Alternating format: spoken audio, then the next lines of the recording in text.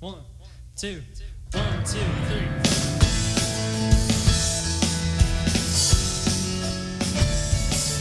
Good morning, good morning. Welcome to Sunday morning online service. Gonna get after it and worship Lord this morning.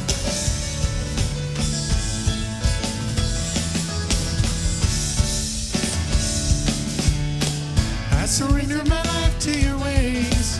I have learned what it means to obey. Jesus, my heart has been saved by you. I am walking the path you have made. I am seeking the truth every day. Jesus, my heart has been changed by you. I could walk away if I tried, 'cause your love is better than life. Now the sun's shining bright and it just won't set. Love is alive and it lights my steps. My heart is amazed every day to the next. My joy overtakes and I can't forget about it. Whoa, whoa, whoa, I can't forget about it. Whoa, whoa, whoa, I can't forget about it.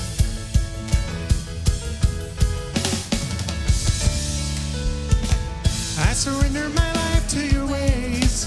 I have learned what it means to obey. Jesus, my heart has been changed by you. I am walking the path you have made. I am seeking the truth every day. Jesus, my heart has been changed by you. I could walk away if I tried, 'cause your love is better than life. Now the sun's shining bright and it just won't set. Your love is a light and it lights my steps. My heart is amazed every day to the next. My joy overtakes and I can't forget about it. Whoa, whoa, whoa, I can't forget about it. Whoa, whoa, whoa, I can't forget about it. All your promises won't let go of me. Promises won't let go of me. All your promises won't let go of me. All your promises won't let go of me. All your promises won't let go of me. All your promises won't let go of me. All your promises won't let go. Now the sun's shining bright and it just won't set. Your love is a light and it lights my steps. My heart is amazed every day to the next. My joy overtakes and I can't forget about it. Whoa.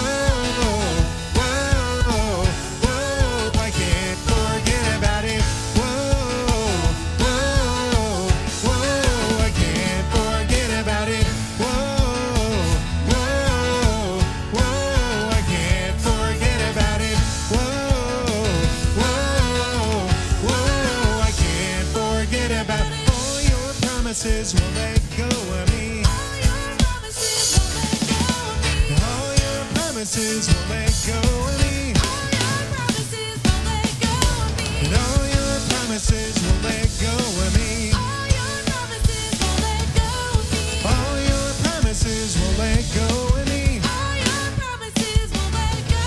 And all your promises won't let go of me. All your promises won't let go of me. All your promises won't let go of me. All your promises won't let go of me.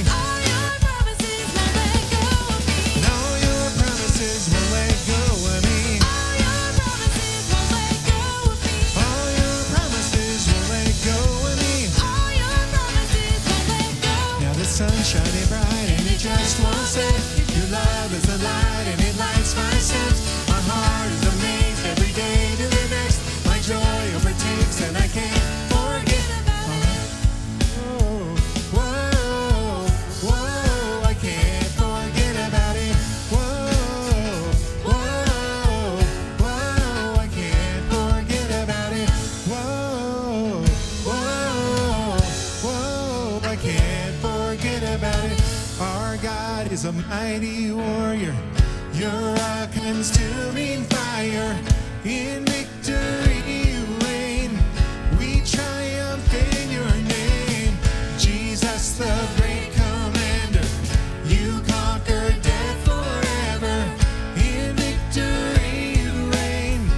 We triumph in your name.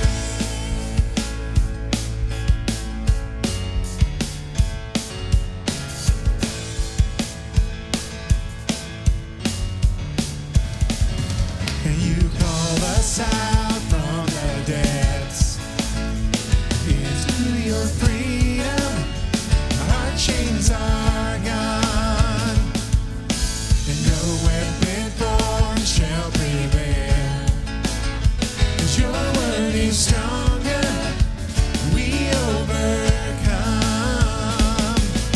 And you call us out from the depths and into your freedom. Our chains are gone, and no weapon formed shall prevail. 'Cause your word is stronger, we overcome. 'Cause our God is a mighty warrior. You're a consuming fire. In victory you reign. We triumph in your name. Jesus, the great commander. You conquer death forever. In victory you reign. We triumph in your name. And our God is a mighty warrior. You're a consuming fire. In victory you reign. We triumph in your name. And Jesus, the great commander. You conquer death forever. In victory you reign. We triumph in your name.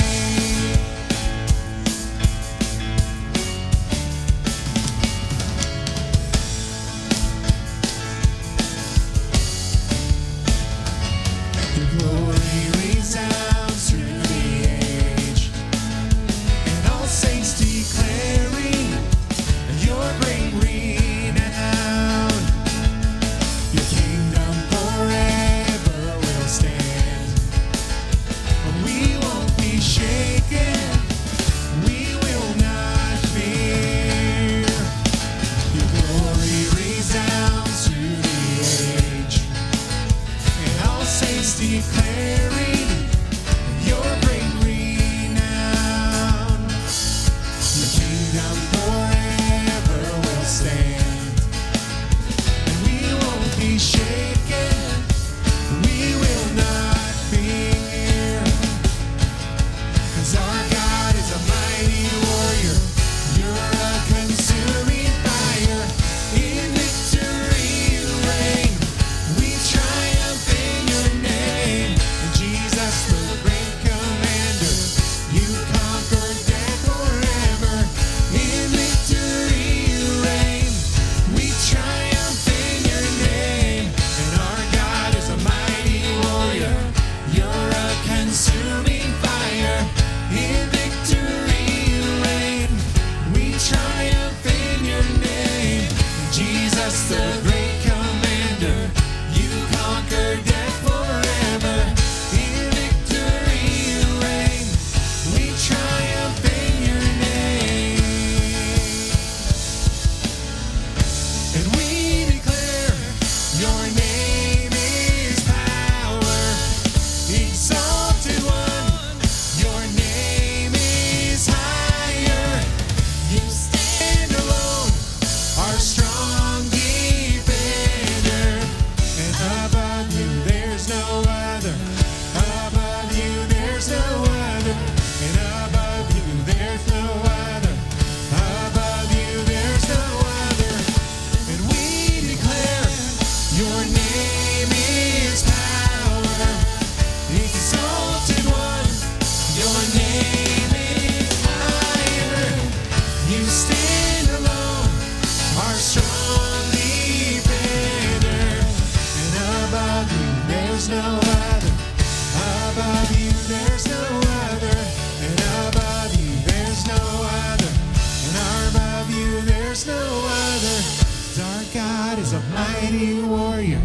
You're a consuming fire. In victory you reign. We triumph in your name. Jesus, the great commander. You conquer death forever. In victory you reign. We triumph in your name. And our God is a mighty warrior. You're a consuming fire. In victory you reign. We triumph in your name.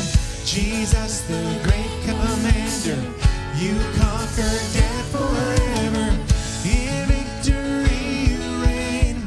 We triumph in your name. In victory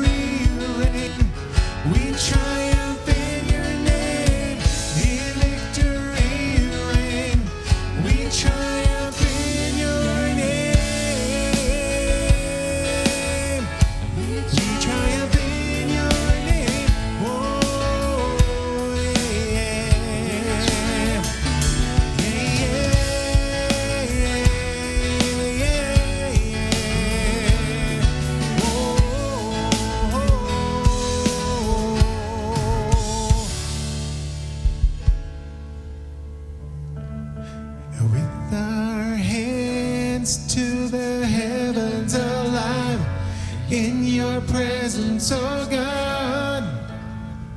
When you come, so pour out your spirit. We love to be near you, oh God.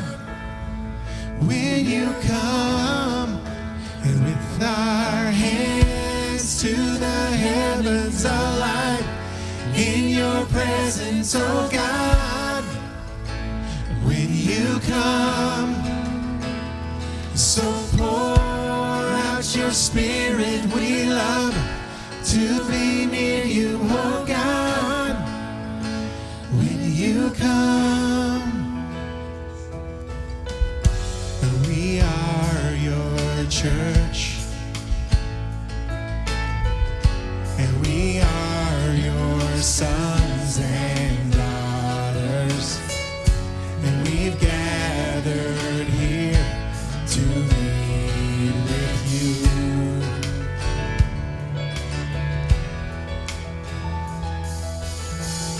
And we lift our eyes,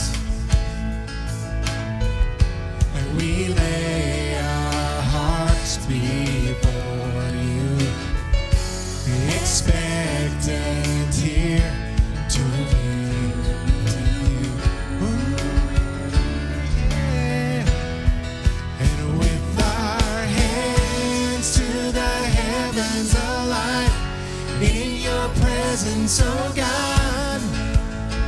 When you come, and so pour out your spirit. We love to be near you, oh God. When you come, and with our hands to the heavens alive, in your presence, oh God.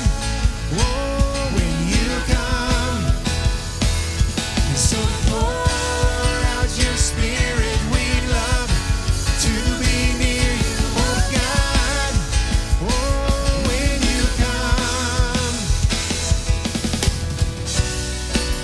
come like a rushing wind, come like that fire again, come like a burning flame. Have your way, have your way. And come like a rushing wind, and come like the fire again, and come like a burning flame. Have your way, have your way. And we our eyes, and we lay our hearts before you, expectant here for you to move.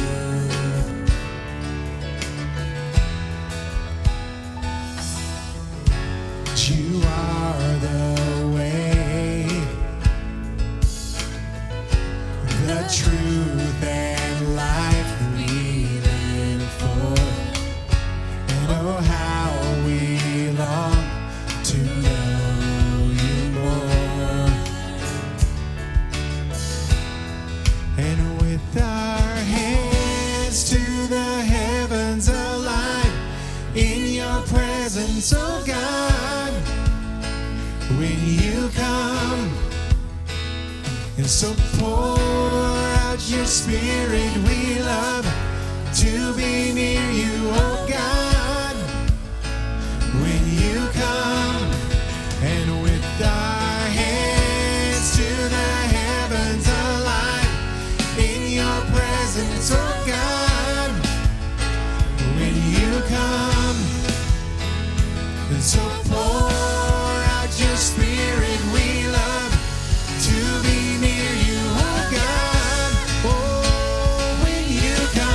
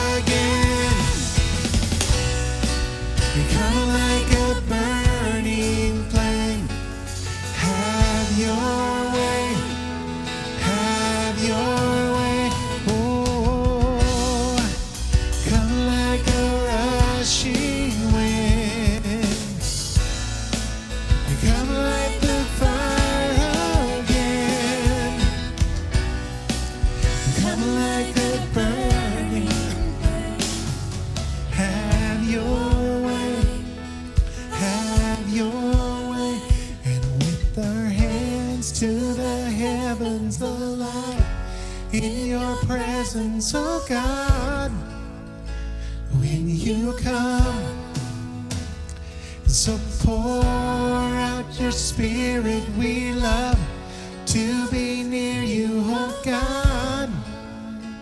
When you come, and with our hands to the heavens align in your presence, oh God.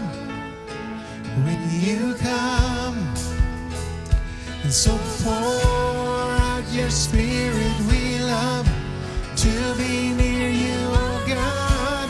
Oh, when you come like a rushing wind, come like the fire again, and come like a burning flame. Have your way, have your way. Come like a rushing wind, and come like the fire again, and come like a burning flame. Have your way, have your way. Have your way. Have your way. Oh, yeah, yeah, yeah. Oh, yeah, yeah,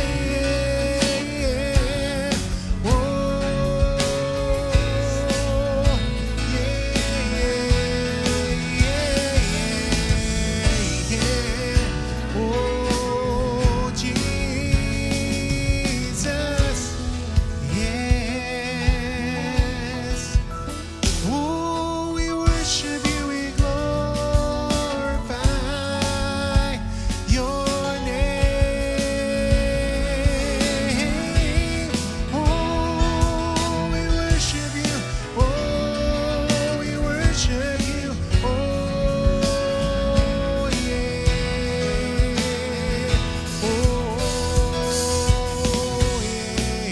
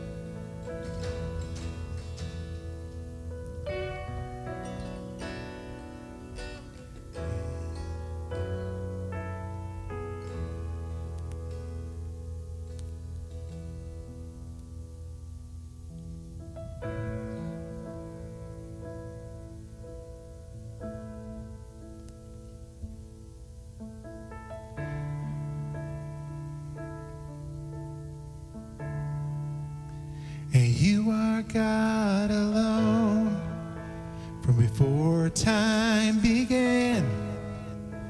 You were on your throne.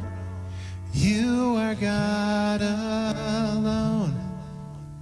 And right now, in the good times and the bad, you are on your throne. You are God alone, and you are God alone from before time began. You are on your throne. You are God alone, and right now, in the good times and the bad, you are on your throne. You are God alone. You're not a God created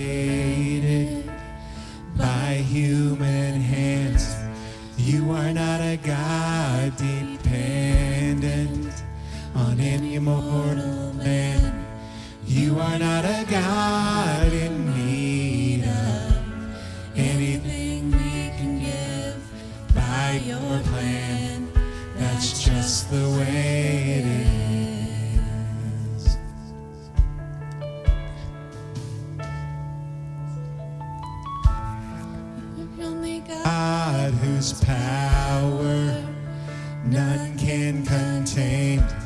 You're the only God whose name and praise will never end. You're the only God who's worthy of everything we can give. You are God, that's just the way it is. And you are God alone from before time began. You are on your throne. You are God alone. And right now, in the good times and the bad, you are on your throne. You are God alone. Oh, you are God alone. From before time began, you were on your throne. You are God alone. And right now, in the good times and the bad, you are on your throne. You are God alone. You're unchangeable. You're unshakable. You're unstoppable. That's what you are. You're unchangeable. You're unshakable. You're unstoppable. That's what you are. You're unchangeable. You're unshakable. You're unstoppable. That's what you are. You're unchangeable. You're unshakable.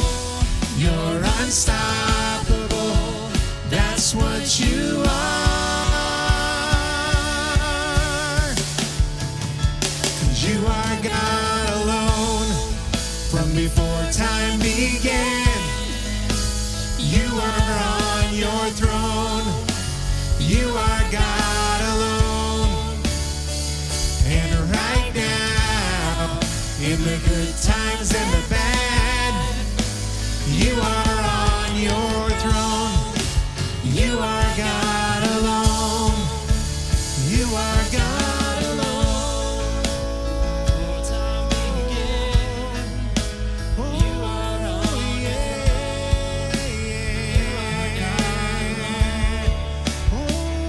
and right now,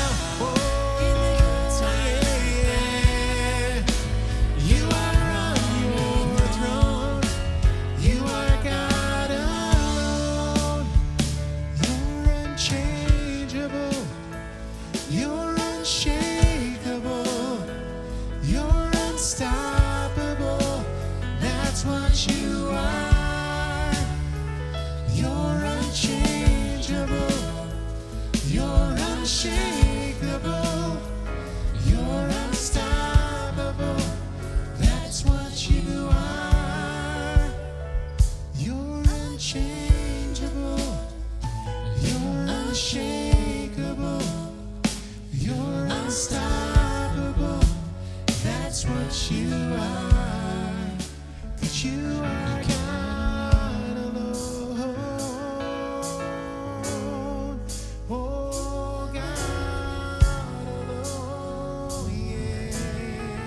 Oh, you are God alone. Yeah, you are. Yes, you are God alone. And we worship you. Yes, we worship you. We worship you. We glorify you. Oh, we magnify you, Lord. Yes, we magnify you, Lord. Oh, we worship you. Yeah, yeah, yeah.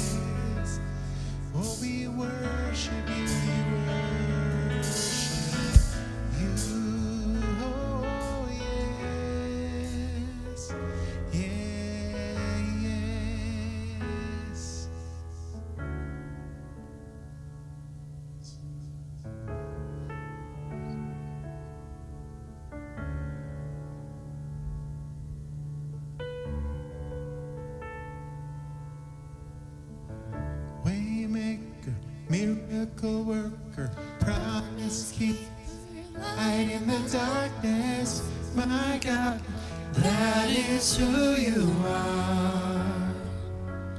You're the waymaker, miracle worker, promise keeper, light in the darkness, my God, that is who you are. Oh, you're the waymaker, miracle worker, promise keeper, light in the darkness, my God, that is who you are. Oh, you're the waymaker, miracle worker, promise keeper, light in the darkness, my God, that is who you are.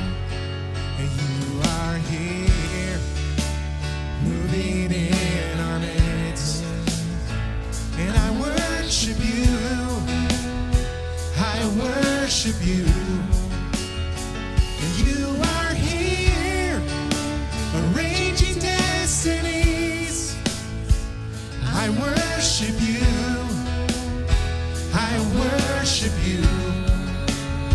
And you are here, turning lives around. I worship you, I worship you. And you are here, working miracles.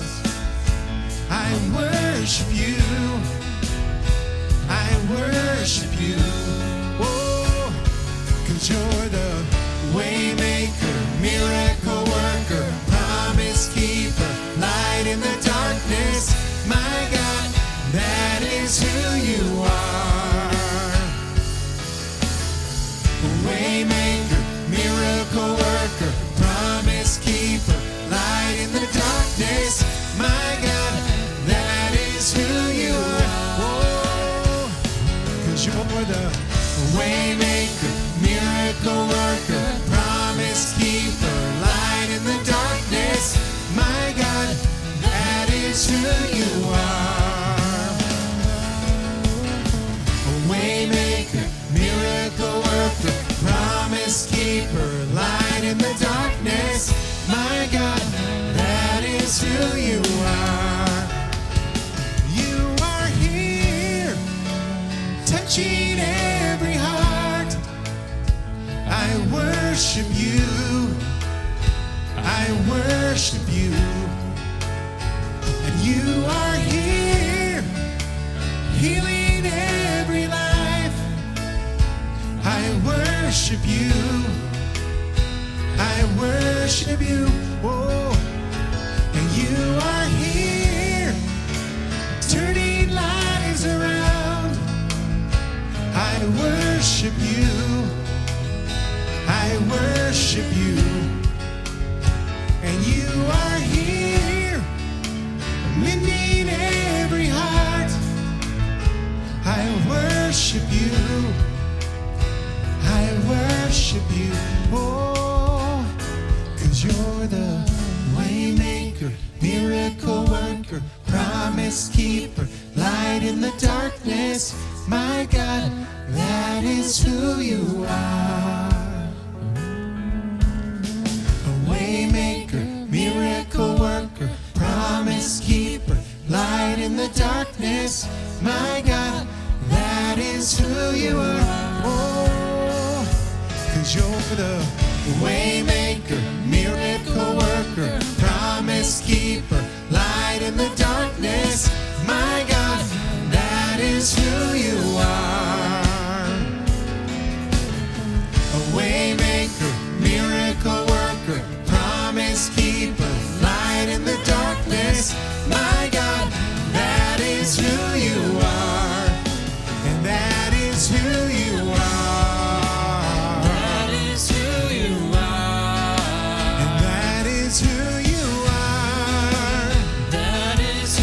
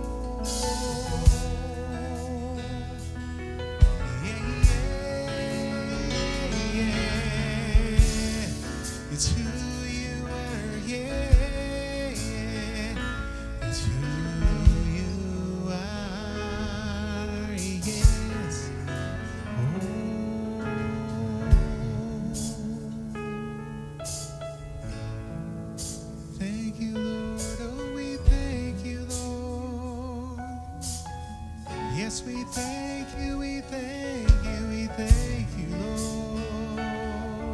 Oh, yes, we thank you, we thank you. Oh, yes, we thank you, Lord. Yeah, yeah, yeah.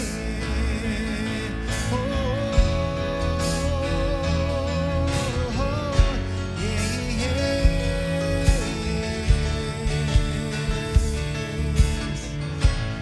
Oh, we bow our hearts before you as we lift up your name.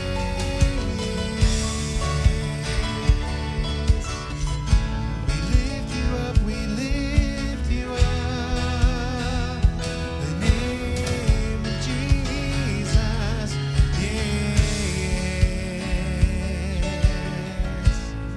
Oh, we worship you, you alone, you are God. God alone, we worship you. Yeah, yeah, yes. Oh,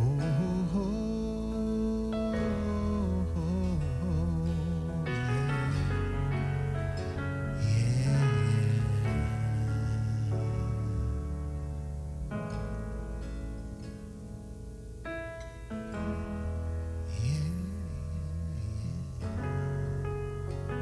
It's who you are.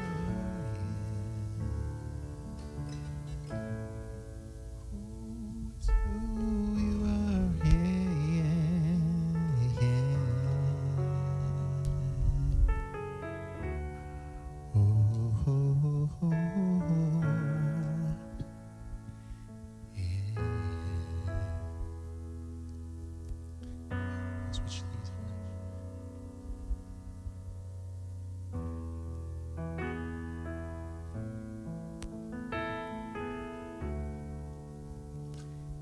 Hope everybody's doing good this morning.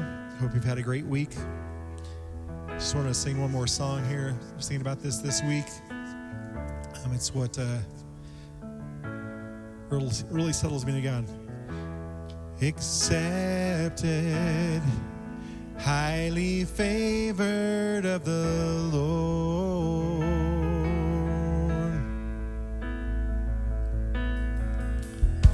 and forgiven by your love I am transformed. Sing that again, yes. Accepted, highly favored of the Lord.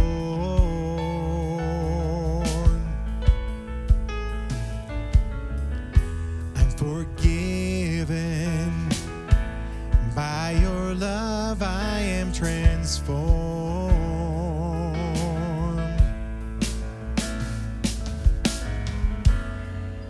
It's not what I do, oh, but what you've done for me, yes. And by your grace, oh God, I stand with my head held high. I receive your love. I receive your love for me. I receive your love. I know that I'm accepted. I receive your love. I receive your love for me. I receive your love. I know that I'm accepted.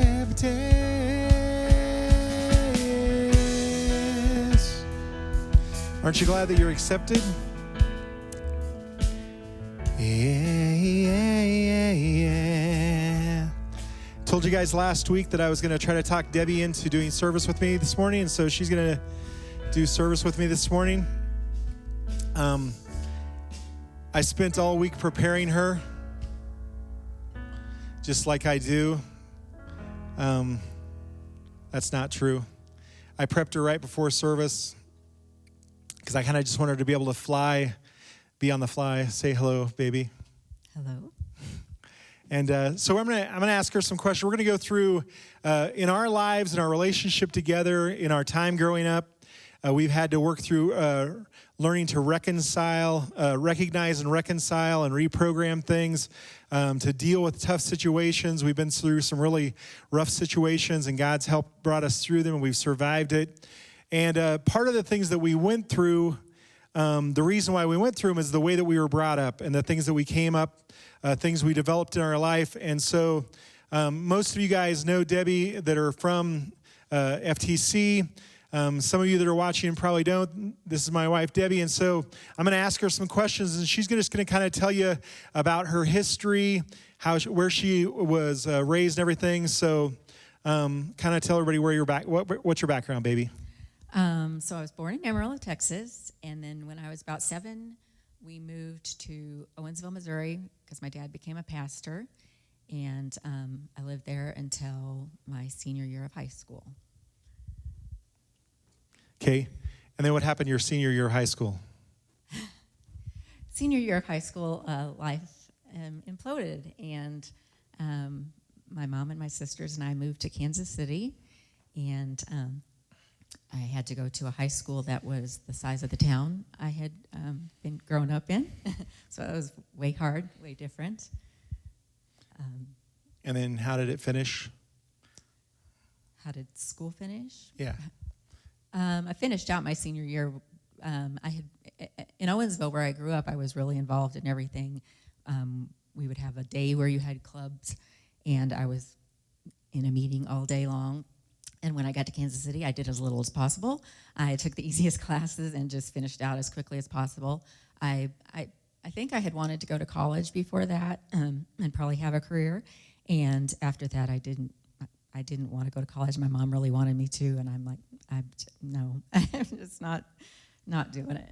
And kind of midway through her senior year, also her mom, didn't she? How did you end up in Kansas City on your own? Okay, no, it was after my senior year. My mom went back to my dad over near Owensville, and so pretty much left me. I mean, I wanted to stay in Kansas City. I wasn't going back. So I was 17, and I was in Kansas City with I stayed with a family that I didn't know very well, and stayed there for about maybe 9 months, and then I moved back to Amarillo with my grandparents, and stayed there until I married him. And so we're going to talk about styles. And so, what was your parents' style of parenting? Were they commanders or were they communicators? They were commanders. And I grew up with a commander also. Actually, my mom tried to communicate, and she tried to connect with us, I think, and in the best way that she could, and that was always nice. But my dad was a commander, so growing up for both of us, pretty much, there wasn't a lot of explanation. There wasn't a lot of whys that we were taught. It was just like, do this, do this, do this, do this, do this. Don't do this. And for her, I was on the side of do.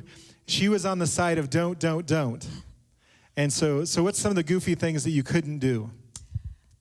We couldn't wear shorts, and I never knew why. We'd asked them every summer, why can't we wear shorts? Because we were living in Missouri, and the humidity is just intolerable there. And every year it was, well, we told you last year. And we were like, no, you didn't. You told us last year. But we never knew. I can't even remember a lot of the things. It just seemed like we weren't allowed to do things. And at that time, you know, you're a pastor's kid, and you're not allowed to do any of the fun things other people are supposed to do. So it's hard. It can be hard being a preacher's kid anyway. But then when you can't do any of the things that all the other kids can do, then you're just kind of singled out, and it makes it even worse, harder. And so having that be your time coming up, what was the degree, a level that you wanted to be involved in ministry and even possibly be a pastor's wife? Not at all. None whatsoever. I did not want to be a pastor's wife. So she was searching for me all the time. And here I was. So if you look at the two places that we are, we have her who absolutely grew up with that commander mindset, all the don't.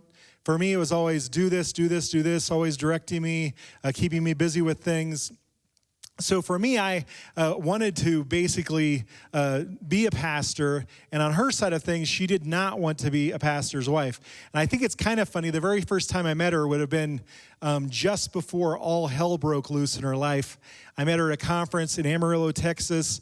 It's funny because my parents had known her and her sisters and her folks probably most of their life, and I'd never ever met them. I don't know why I didn't go to that conference. I mean, I did a few times when I was young, but definitely missed out because she was there at that conference all those years in Amarillo. I mean, I went to all these other ones, but not that one.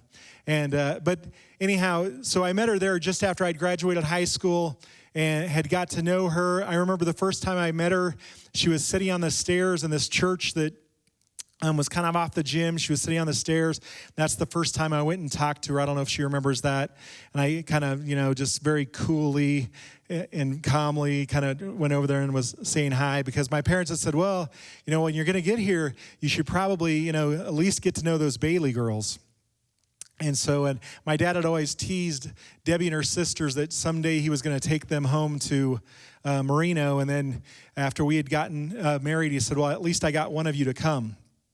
And so there was a relationship in our lives, totally different parent relationships. So her relationship with her folks is way different than mine. Mine is way different than hers. And so that's a dynamic that comes into your relationship when you're together. For one, when you have someone who comes on for the ride when they never had intended to really be a pastor's wife. Now they end up with a guy that the only thing he wants to do is pastor, and he's willing to give up anything to head in that direction no matter what. And that creates a lot of things. And during that, you have to recognize things. And there's so much you have to reconcile. And it's going to be the same for anybody that gets into situations, anybody that's in any kind of relationship, because guys and girls are so different. All of our backgrounds are different. And we have to be that spot to where we're just recognizing. The cool thing for me is we knew each other for 3 years, I think, knowing each other before we really ever dated. I've never, ever believed that you fall in love. I always believe that love is a choice that you make when you find someone that you're willing to invest your love in, and you make that choice that you're going to love somebody. And so it took time for her to get through different things, but it's kind of funny. We used to talk all the time in that 3 years, and she'd be going out with different guys, typically losers. And if any of you losers are listening this morning, that's right, you're losers. And that's just what she tended to be. And part of that is because of her background.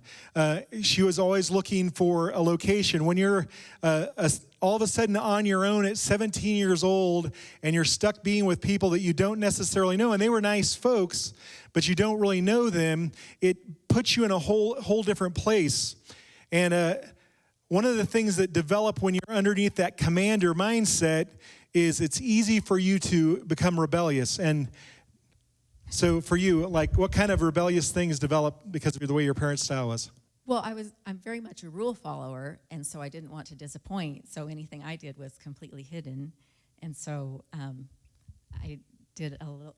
We'd go to my friend's house, and we would do a little bit of drinking that we weren't supposed to be doing, and a little bit of sneaking out in the middle of the night to meet a boy.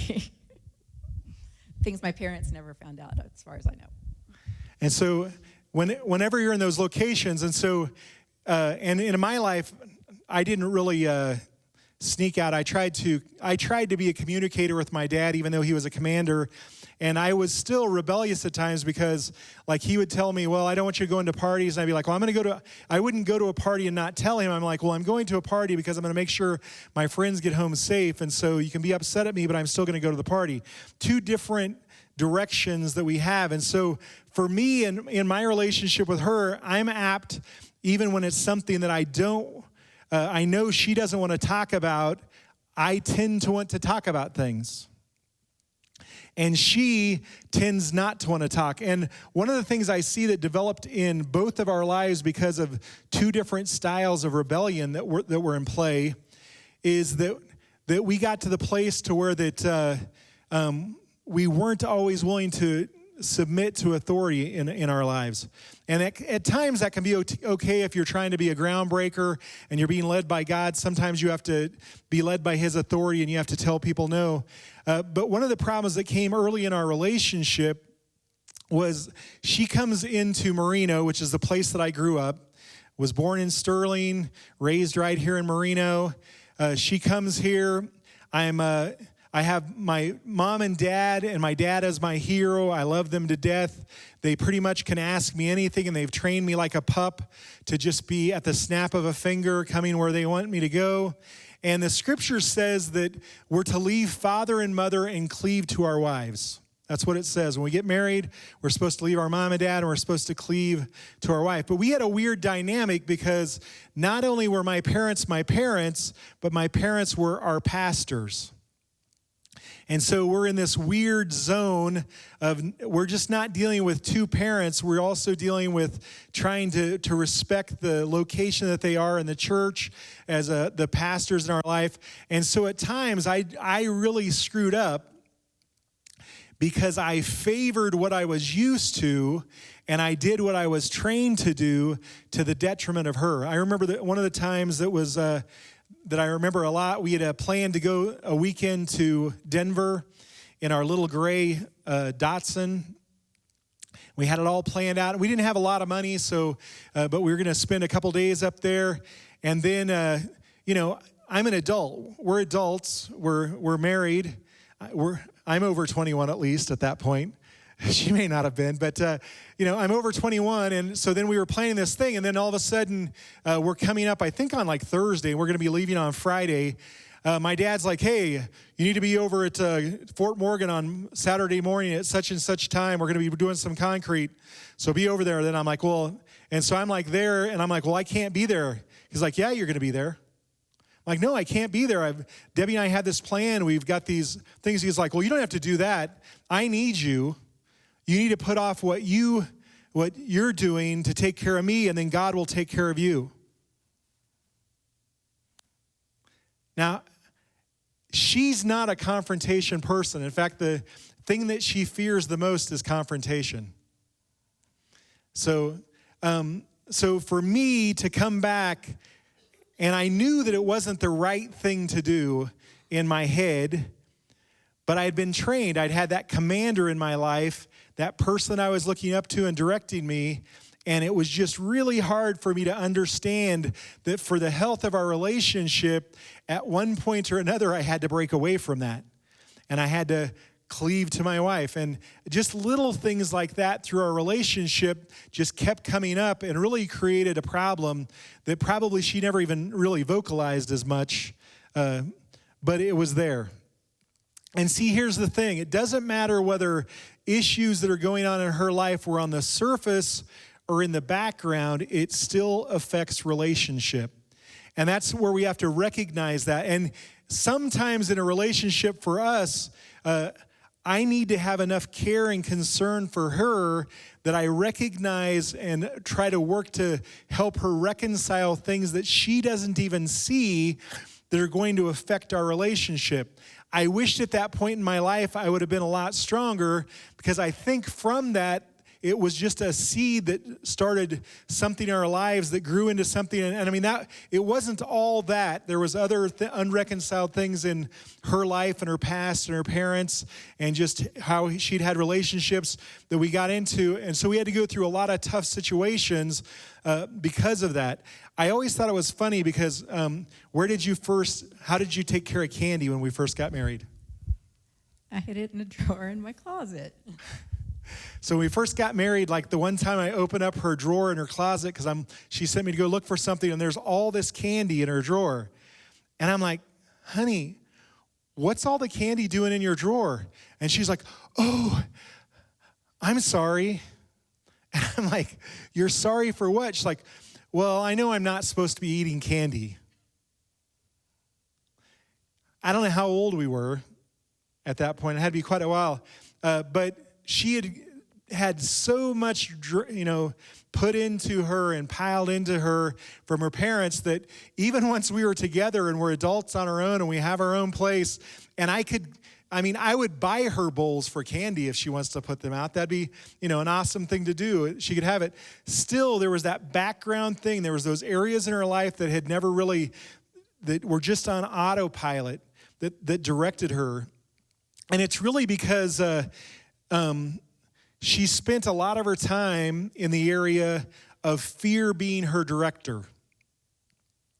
And when fear is your director, what ends up happening most of the time is pressure builds up like you're a steam engine. Pressure builds up, and then all of a sudden an outlet opens up, and on the down low, because she was used to doing things on that down low, all of a sudden the pressure relief would go in different directions. How often are you apt to ask for help? Not unless I absolutely positively have no other option. And sometimes not even then. Yeah. And so in her life, even in other ways, because of this fear and how she was brought up based upon authority, because now God's put us together and he's set me as her husband and we're a team together, but also I'm an authority in her life, and we try to live a biblical way of living. So once you've developed this idea or these areas of little rebellions that you've done through your life, it happens even in our marriage later, where these little things, lots of things I didn't know about, lots of things going on that she was trying to handle that she never really took me into the loop with. And all the while when she's doing it, she's trying to do it because all she wants to do is please me. And the more at different times the more that she would try to please me in ways, whether we got into financial trouble at different times, and it was both of our fault, but at times for me, I didn't even understand where we were because she wouldn't share with me where we were because she's trying to handle it on her own. She's trying to do all these things. She's going to make it work. If she doesn't make it work, she's going to be a failure because at 17 years old, it was on her to make her life work. It was on her to do it. And it's a cool thing, too. Like, what was your basic clothing options when we first got together? Khaki pants. They went with everything. Khaki pants and different colors shirts. Yeah, different tops. So And some shoes, because she's always had a thing for whatever shoes she could get. But and so when we first really started dating, she was very simplistic. Everything constantly as though she didn't want to ever risk out there too far because fear is a huge factor in how she does things.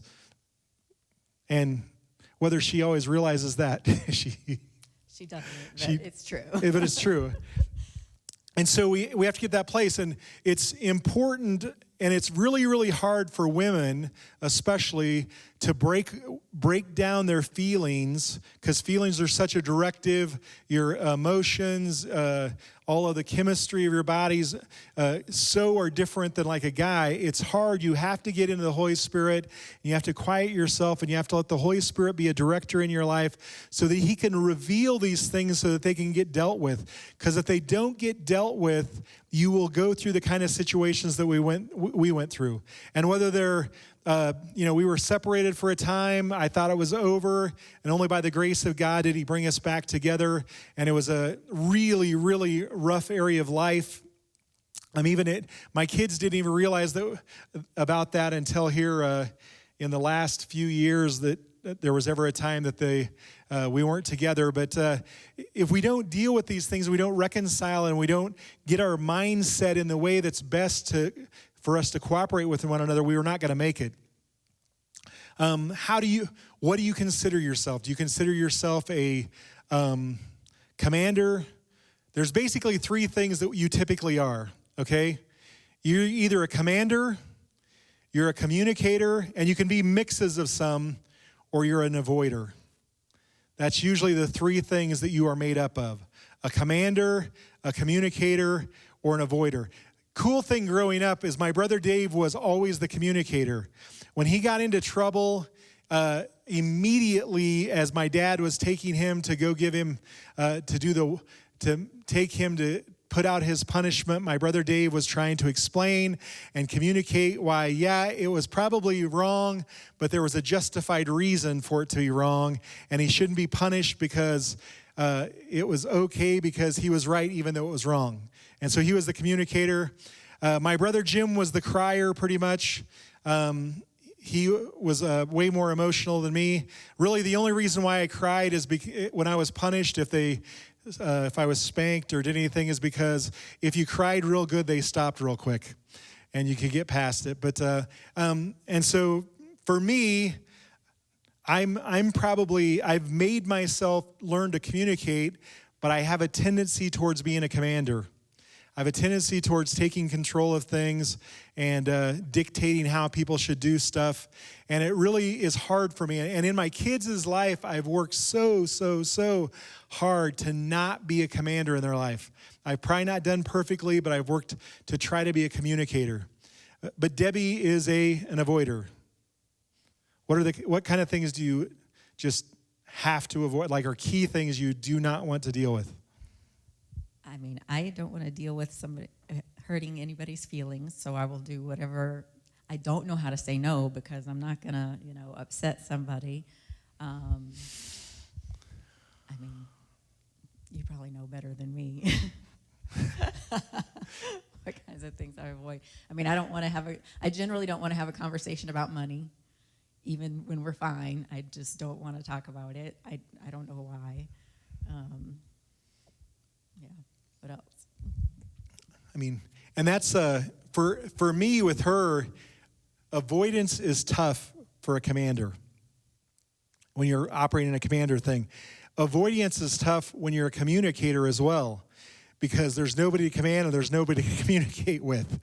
And I'm thankful that in my life that God's helped me, because I know at different times when it's not that I was frustrated with her in the sense that I'm just tired of this, but it really affected me watching her hurt all the time at different times, especially when she was younger and her emotions being all over the place, and me being her husband and feeling like somehow I have to help her fix this, but realizing that there was no possible way that there was anything I could do to fix it. And it's just kind of a cool thing that God had taught me a long time ago. I don't tend to bring up things with her. I pray about them, and then I hope for a trip. And she may not know this because I don't know if I've ever really told her. We may have talked about it before, but anyhow, I wait for a trip. So a lot of the times I see how God works in our relationship. When I've seen something, I'll just pray about it and take it to the Lord. I'm not going to bring it up because if I bring it up to her, she's used to, when she was a little kid, it could be the middle of winter. And I mean, her pictures when she was little, she was just such the cute little tiny girl. And her parents, even in the middle of the winter, would make them bundle up, and they would have to go outside in the middle of the cold in order to be outside. And she had told me like about her and her sisters, they would be like huddled around the dryer vent coming out of the house, and they would be there trying to keep their hands warm, waiting until the time that they could go back in the house. And a lot of times for me, the picture that I had to put into my mind to help me reconcile and to reprogram things, I have to put that picture of her as that little girl in her mittens and a little coat that's out kind of keeping her hands warm by the vent off of the dryer in order for me to have the right kind of preparation to deal with situations we've gone through. And I don't think that she operates in the same way towards me. The one mistake she made early on in our life is thinking that I always have everything all together. True. I can still have that tendency, and I have to remind myself that you're not perfection. Well, I mean, I know you're not perfection. I mean, I live with you, but you don't always have it all together, and sometimes there are there's always things going on in my head. My brain is constantly going, and I sometimes have to remind myself that just what I see is not everything that's going on with you. Yeah, because when I grew up in church, I always watched my dad, and like he was pretty much a picture of everything that was going on. He kind of wore his feelings at times on his sleeve, and I decided that people were not gonna know where I was at. They were not gonna know how I felt. My feelings were not gonna be the director in my life, and because of my actual brain type, that makes it pretty easy for me. But we have to be in that place, and so we've had to constantly, over 31 years, isn't that how long we've been heading for 32? So 31 plus years, we've had to constantly be working in this location. And this has been really, for me, a teaching location or a place where I've learned that this doesn't just need to happen in my life with my wife. It needs to happen in my life with my kids. And then it needs to happen in my life in every area of circle. I need to be able to be open to God being the director, the Holy Spirit helping me see people as I need to see them to be the best version of myself, to do as much help for them as I can. And the major thing I know that I've always saw with Debbie is she hates confrontation, hates it. So if you're ever like trying to invite her in the middle of your situation, I can guarantee you, as quick as she can get away from it, she's going to be turning and running and getting out of there, because that's just not something that she's into. I would like to say that after 31 years, I've been able to teach her even to know how to say no. But sometimes, even though you're trying to recognize and reconcile, sometimes you'll have situations in your life that you have to deal with long term. I'm believing and hoping for a time when she'll be able to look at things. I mean, one thing that helps is she's able to be able to say no to people if we have a plan or something that's already going on that is real. But if she has no plan, there's no. And so these are the things that we've gone through. And when we'd gone through a really tough time in our life, it was really hard because just the makeup of the difference between how she had been parented and how I had been parented. And thank God that the Holy Spirit can bring us through it. And hopefully this morning you can see that if there's any one question I'd like to ask God when I get before him, because most everything will be fine, I will be wondering, why in the world did he make men and women so differently? Why did he make us so that we think so differently, so that we look at things so differently? I'm glad that we look differently, but in the sense that, why is it that it's just so hard to connect? And in reality, it's hard to really connect with anybody, because even though sometimes you think you know what they're thinking, you're not that good of a mind reader. And even for me at times, it'd be great. A lot of times for me, I have to almost think that I have to read her mind, because since she's an avoider, she's not going to necessarily tell me what's going on within her. And good advice for any husband out there, asking your wife if there's something wrong is wrong. And so just don't do it. That's one of the things she does not like me to do, because then even if there's not something wrong, then it makes her feel like, well, there must be something wrong. And if I keep asking her, then there's really something wrong. But I just wanted to get up and just show there's a difference. And God can help you no matter what your situation. He can help you get through it. And I don't want to get into a lot of details about the stuff that we went through that were really hard, because that brings a lot of different people into the mix that we just don't share other people's baggage. We go through it ourselves. So hopefully this will help you this morning, that you can just see you need to recognize where the areas are that you've gotten in the habit of being rebellious. And so that it may have developed clear back when you were sneaking out the window to go meet a boy. It may have happened when you were sneaking off and having some strawberry daiquiris with your girlfriends over at their house.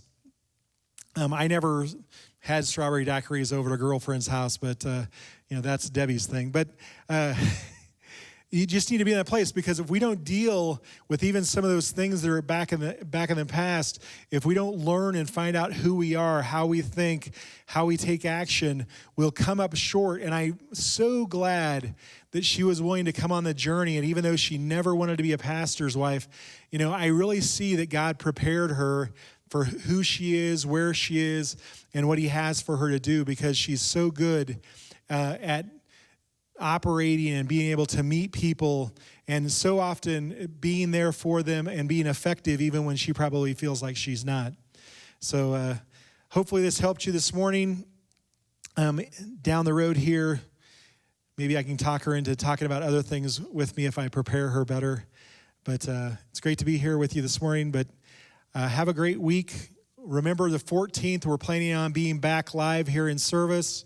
Also, we're not having youth camp this year, so that's canceled. So this July we'll not be having youth camp. So you don't need to worry about that. It'd be too hard to try to practice the social distancing that the state says that we have to do. And I mean, we could not do it, but it's better just to not have to hassle with them over it. We can do it, get back to it next year. And even for Harlan, who was going to speak, just with all this messiness and everything going on, it was going to be tough for him to have the time. But we'll plan on having him next year. So other than that, I hope this, hopefully God spoke to you through this. Have a great week. Love one another.